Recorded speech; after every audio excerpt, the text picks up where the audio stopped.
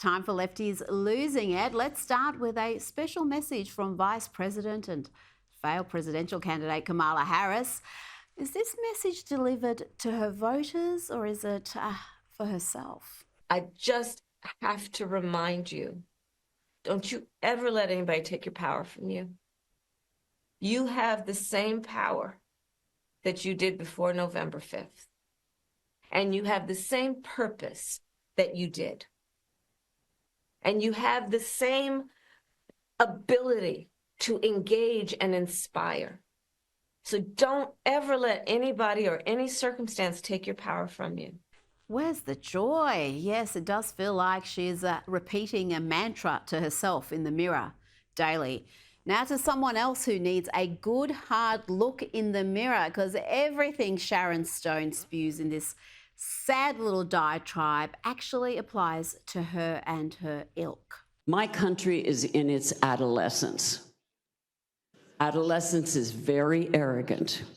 Adolescence thinks it knows everything.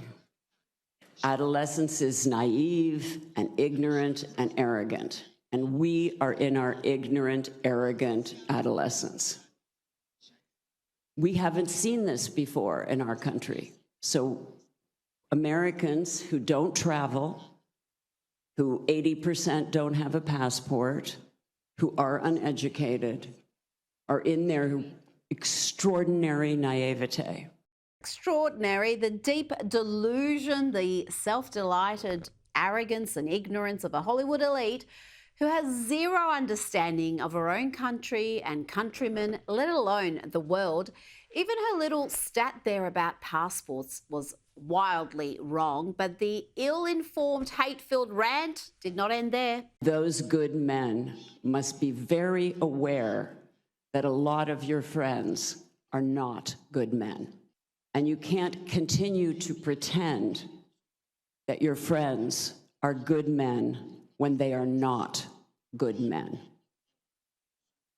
And you must be very clear-minded and understand that your friends who are not good men are dangerous, violent men, and you have to keep them away from your daughters, your wives, and your girlfriends. If only she had the courage to speak out about bad men when Harvey Weinstein was preying upon young women. But then Harvey is a Democrat. He hated Trump. He hates Trump. He even marched with the Pussy Hat Brigade. Can you believe that? Against Donald Trump. And he remained protected.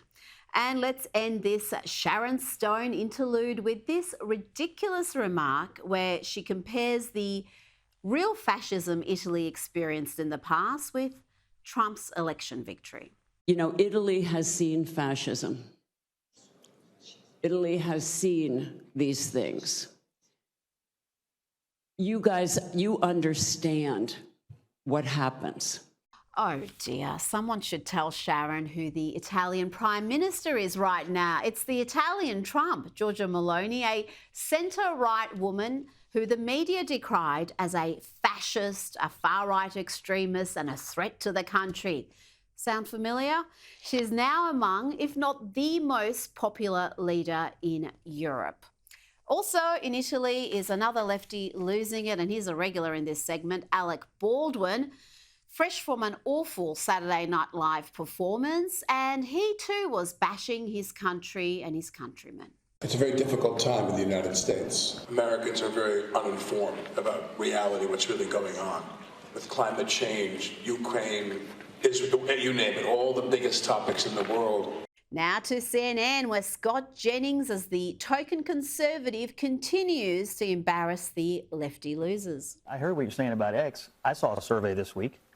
It's now the most ideologically balanced user platform. Scott, stop. It's too early. I just sat down. I've only been here for 2 minutes. You cannot continue to say that. You cannot say that. That's not the case. Who's the source of that? What I find, we reported it on this network. It's not accurate, and you know it. Okay, I'll let you make your statement. Yes, Scott, what's your source? What's your source? It's too early for facts. Let's have a look at what his source is, where Scott got those facts and figures from? Look at this, the party ID among those who regularly use X/Twitter for news. Back in 2022, 65% of those who regularly use Twitter/X for news were Democrats. Just 31% were Republicans. Look at where we are today, just a completely different picture. Now it's basically split between Democrats at 48%, Republicans at 47%. And what I should note, Mr. Berman, is this new overall makeup matches the overall electorate far better. Democrats still outnumber Republicans on X, but it's some sort of far-right site. I mean, people who spew that nonsense obviously have zero experience on social media, or they're just dishonest. Take your pick. Now let's check in with a grown man who identifies as a baby wearing a diaper, and he has a disturbing update for us. Yeah, at work, I'm about to drop off an order, and my diaper's getting kind of full right now, so I might need to change really soon, but it is very discreet. Check out my last video for the discreet outfits video, but my diaper is getting a little full right now. Joining me now is Deputy Opinion Editor at Newsweek, Batia Ungas-Sargon. Batia, let's hear from Emmy Award-winning former CBS investigative journalist Catherine Herridge, who left the network early this year and can now reveal how they refused to air the stories, the contents of that infamous Biden laptop until after the midterm elections. I went to a lot of effort to get the cleanest copy of the laptop data, the same data that was provided to the FBI, because I didn't want to have any professional journalistic risk for CBS News. I wanted this thing to be totally locked down. When we did the story, we did it after the midterms. I argued against that because it was ready before the midterms. And my training is that you should always do the story when it's ready to go. You should not be dictated by the political cycle. But Tia, the story was good to go. It was ready, but they didn't want to run it before the midterms. It's an absolute scandal, Rita. What you have here is a news organization pretending to be objective and actually literally carrying water for one of the candidates and one of the parties and one of the sides in this two-party system here. And when you think about the fact that CBS ran one of the presidential or the vice presidential debate, right?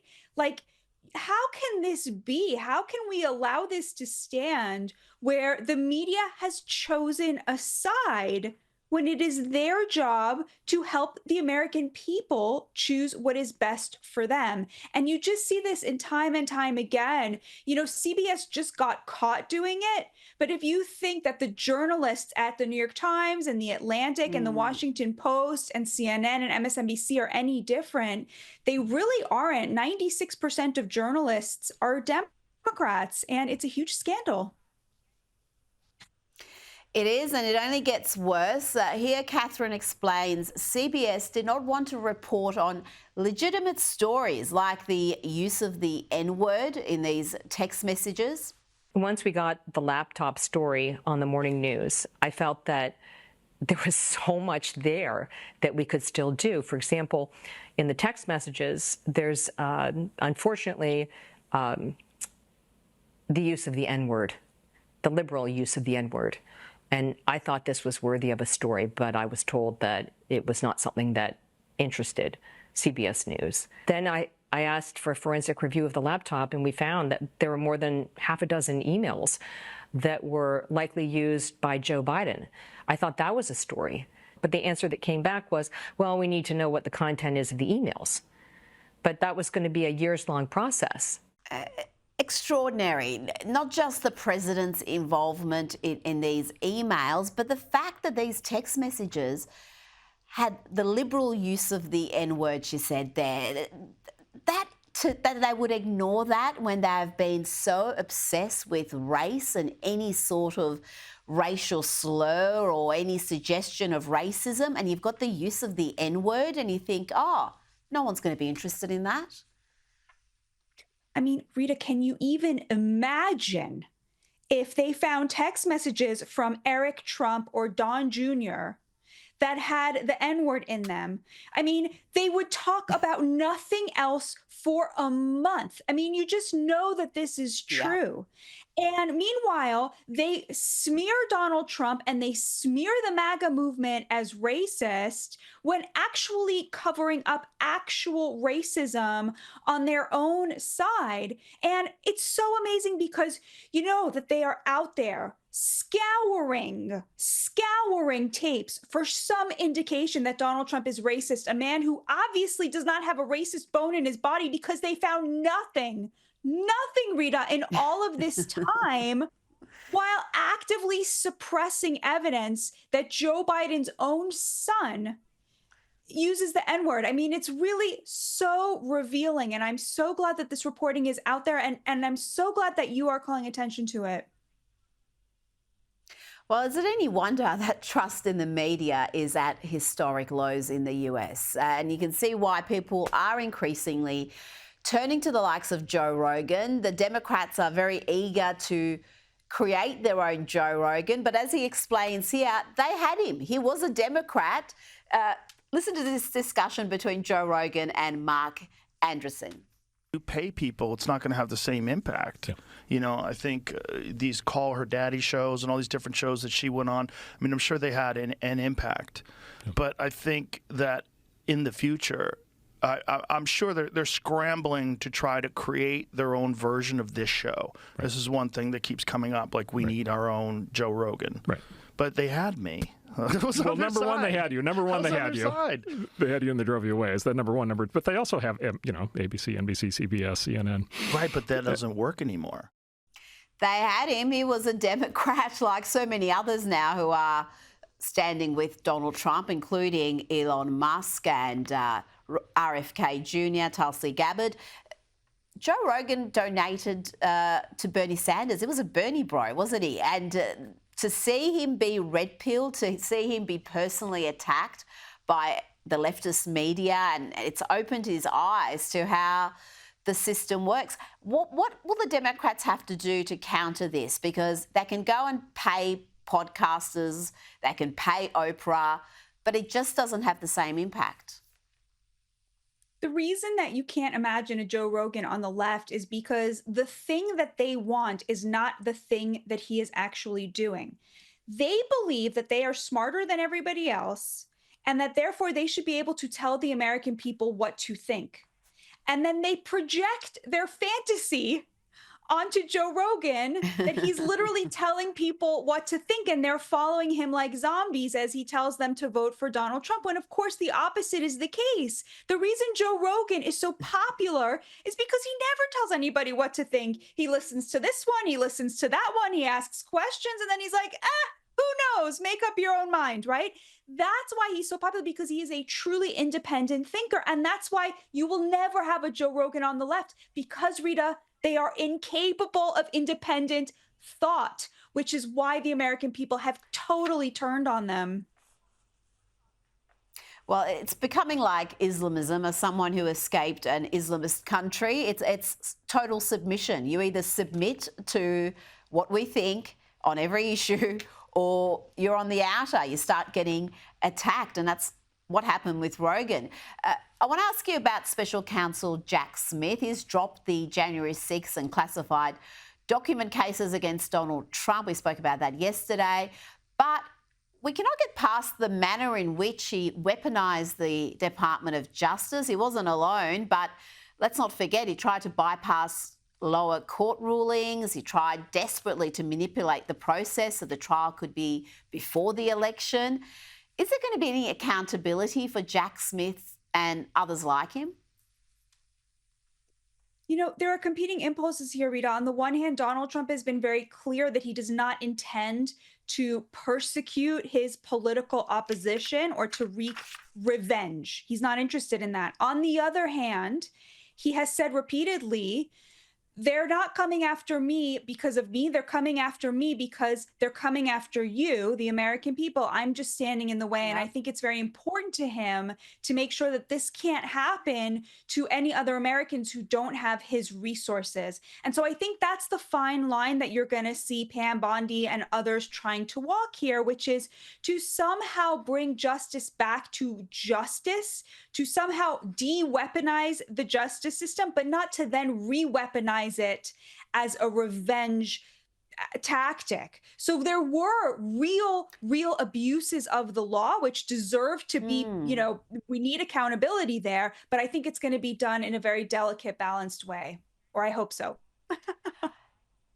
Absolutely. But as you said, the key word there was accountability. Those who have abused their power, abused their offices, need to face accountability. Otherwise, there is no reason for this not to happen again. And I think it's just that sense of justice that needs to prevail here. Batia Unga Sargon, always a pleasure. Thank you so much, Rita. God bless. See you soon. Joining me now from Israel is documentary filmmaker and commentator Ami Horowitz. Ami, Israel and Hezbollah have now entered into a permanent ceasefire. This is an agreement that was mediated by President Joe Biden. But as the Washington Post reported 2 weeks ago, the ceasefire deal is a result of Donald Trump's election victory. The Washington Post reports that during a visit to Mar-a-Lago, one of Benjamin Netanyahu's senior aides told Donald Trump that Israel's rushing a ceasefire deal in Lebanon as a gift to Trump before travelling to the White House to hold talks with President Biden.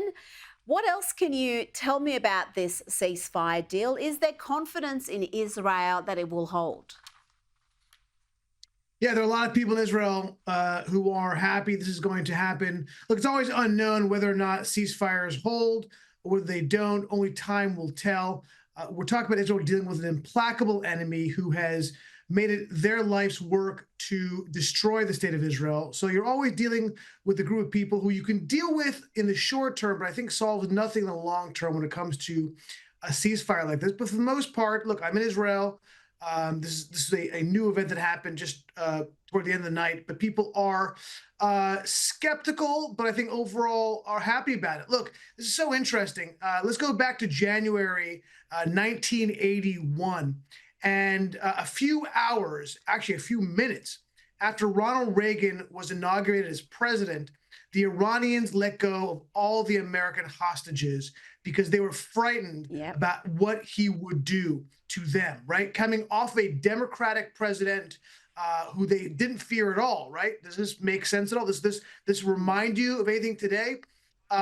Look, this is not Trump. Trump's first foreign policy win before he's become president. Just early this month, Qatar kicked Hamas out of their country. They didn't do it because they feared Biden. They did it because they feared Trump. We're already seeing Trump's success in the foreign policy sphere.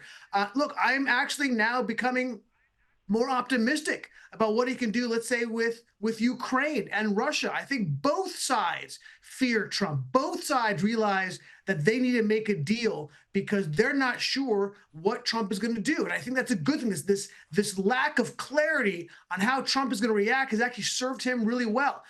Look, not to go over all his greatest hits, but I'll remind you of when everybody was attacking Donald Trump for his view on NATO, when he had this quote unquote bluster about defunding NATO. You know what the net result of that was?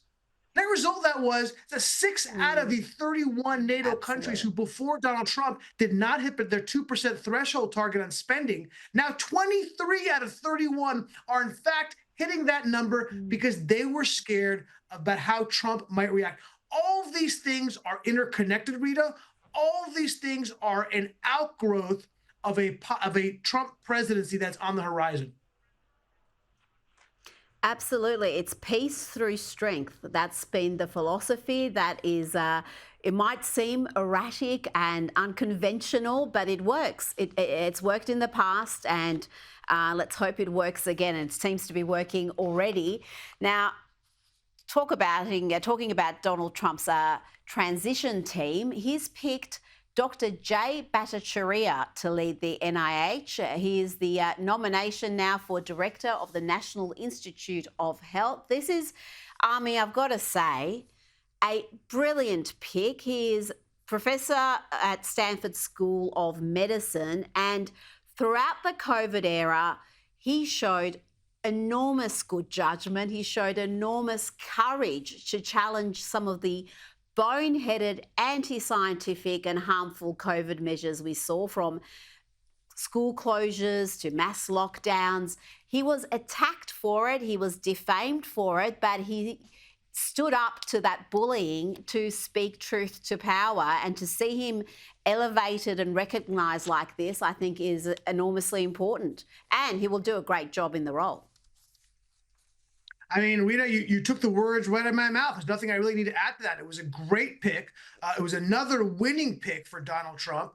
And certainly it's a pick that the left fears. I don't know exactly why, but they seem to think that anybody who had a counter-prevailing view of COVID was some kind of weird anti-scientific whack job, when in reality, history has proven them right, right? His entire process of saying, look, let's tranche out the people who have COVID by age, by their ability to get particularly sick by COVID. Let's create an immunity, a natural immunity, which is far more durable than these shots, the jabs, as they called it, that they were given, has all proven to be correct. Yet the left is up in arms about this pick. It goes to show how they are not living a reality. Again, going back to why did Trump win this election?